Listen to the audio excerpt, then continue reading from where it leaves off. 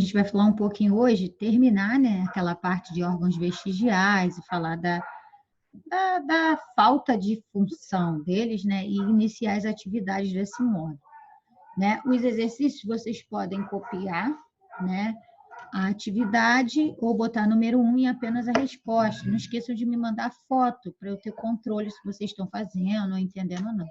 Qualquer dúvida, pode mandar mensagem lá no grupo do WhatsApp ou até pela plataforma, tá? Então, aqui, na última aula, eu cheguei a falar com vocês do apêndice, né, que era um órgão que ele não tem uma estrutura, né, é a parte do seco, no ponto onde o intestino delgado liga-se ao grosso. Essa porção não tem uma funcionabilidade, ou seja, não tem função nenhuma. Alguns médicos relatam que ela só serve para inflamar, né? Então, como ela não tem função, você pode viver a vida toda com ela e não ocorrer nada, mas em um determinado momento pode inflamar. Isso ocorre em crianças, adultos, idosos, não tem uma idade, né, específica. E o que são evidências moleculares no processo evolutivo, né? São as modificações no ácido nucleico, DNA e no RNA, né? Então, com o avanço da tecnologia, nos possibilitou, né, a investigação do DNA através da genética, né? O que antes nós não tínhamos, né, para essa identificação, né? O que permite você desvendar o grau de parentesco desses animais e achar as sequências de base nitrogenadas do DNA, ou seja, é como se fosse sua identidade.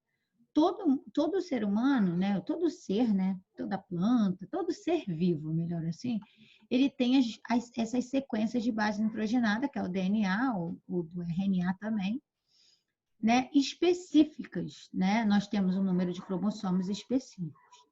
Então, nós conseguimos, por exemplo, todo ser humano ele tem 46 cromossomos. Então, quando ocorre alguma anomalia genética, como é o caso da síndrome de Down, ele pode ter um a mais, que é a trissomia do cromossomo 21. Porém, a gente chama de anomalia, é algo que não é comum, né? Mas comumente nós temos 46. Então, a gente consegue estabelecer esses graus de parentesco, né? E ver esses avanços, né? Aqui tem o segmento do intestino do coelho, que é o seco e apêndice, ao apêndice, que é essa porção final aqui do intestino, que na verdade, para a gente realmente não tem uma função, mas se acredita que um dia já houve uma função específica para esse órgão. Então, a gente chama de órgão vestigial. É um vestígio de um órgão.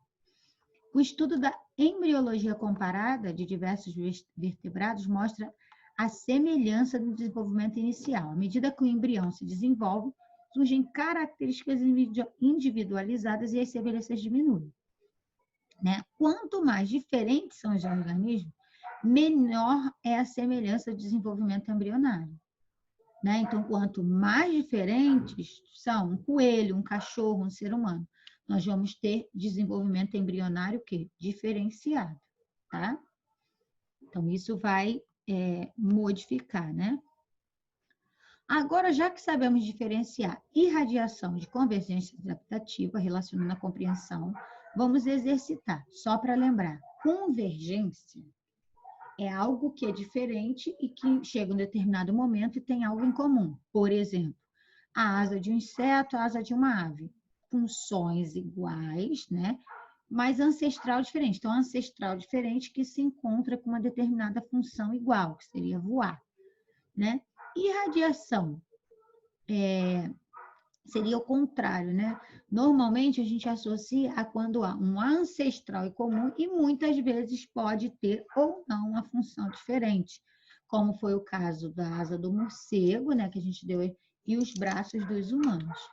Então vamos lá, vamos exercitar os conhecimentos.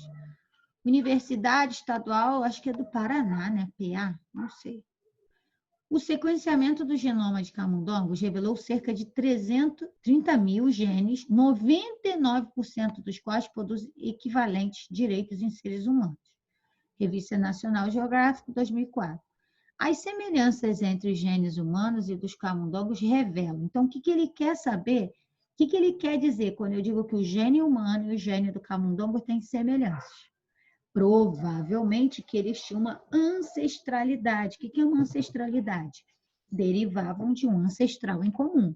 Então, quanto maior a semelhança, maior a possibilidade. E foi exatamente o que ele marcou, que é a letra A. Outro tipo de evidência de um processo evolutivo, as homologias, com aquela entre as mãos e patas e 5 dedos, né? Então, ele está comparando a homologia, homo, igual, né? Então, as estruturas iguais, né? As patinhas com essas 5 falanges, dedos, né? Então, ele diz que é uma evidência de um processo evolutivo, né? Essa é complicada, né? Mas não é impossível. Então, a comparação dos genomas, né? Tanto do humano, chimpanzé, camundongo, galinha, mosca e levedura, todos completamente sequenciados, revelam um grande número de genes conservados, ou seja, inalterados. Então, significa que eles, né, possivelmente têm uma ancestralidade em comum, né? Como está aqui, ó, foi herdado de um ancestral em comum, os humanos e camundongos. A evolução envolve o processo de transmissão de características ao longo de milhões de gerações. Significa dizer que as coisas vão evoluindo e se modificando, né? Então, significa prioritariamente que eles tinham um ancestral em comum, tá? Corrijam aí no de vocês quando vocês receberem essa apostila.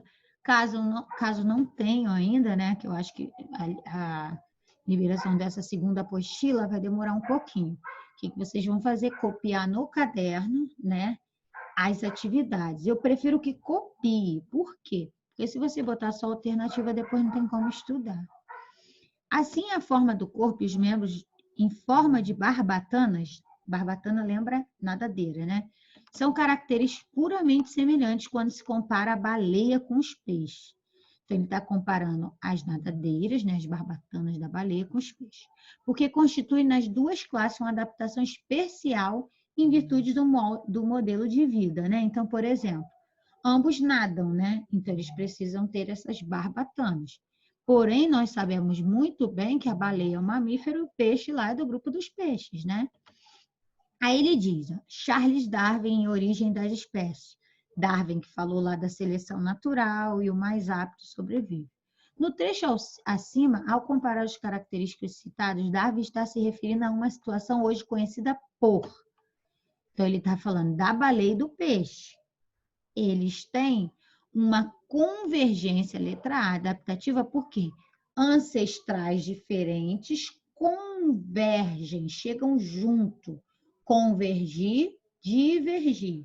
Convergir, divergir. Então, convergência adaptativa, eles ancestral diferente, então a baleia e o peixe, porém uma mesma função. Então, nós chamamos de convergência adaptativa, resultante da seleção natural em ambientes com as mesmas características, que é o caso de nadar, tá? Aí aqui ele bota um comentário, né? Vocês não precisam colocar, só copiar e marcar a letra A. O texto mostra a importância do trabalho de Darwin, né? Ele explica a convergência, ou seja, ancestral diferentes, mas a mesma função, que seria nadar. 3. Órgãos vestigiais identificados em muitas espécies de animais constituem dados que subsidiam estudos de evolução, porque, né, de novo, falando dos órgãos vestigiais identificados em algumas espécies, no nosso caso, lembra do apêndice, né? Constituem dados que subsidiam, ou seja, dão a entender estudos da evolução, por quê, né? Atuam nas novas gerações em funções diferentes? Fortalece a hipótese que o uso e o desuso? Não, gente, Darwin não dizia de uso e desuso. Quem dizia de uso e desuso era Lamarck, isso nem existe mais. Podem ser indicados de ancestralidade comum entre as espécies? Ótimo, né? Então, esses órgãos vestigiais significa dizer que esse animal e esse tinham o mesmo ancestral. Então, os dois têm o mesmo órgão. Um exemplo, o apêndice. Né? Então, pode ser indicador de ancestralidade comum entre algumas espécies. Né? Não permite, possibilita o estabelecimento de relações idênticas? Não. Tá? Então, letra C. Aqui tem um comentário, né? Que seria, de acordo com os estudos da biologia e da evolução, os braços humanos e nadadeiras das baleias e as asas do morcego têm estruturas muito parecidas, sugerindo uma ancestralidade em comum, que eu acabei de falar, né? e mesmo as origens embrionárias. Número 4. Um estudante do ensino médio, ao ler sobre o tegumento humano, fez a seguinte afirmação ao seu professor: o homem moderno não apresenta tantos pelos como seus ancestrais, pois deixou de usar esses anexos como isolante térmico.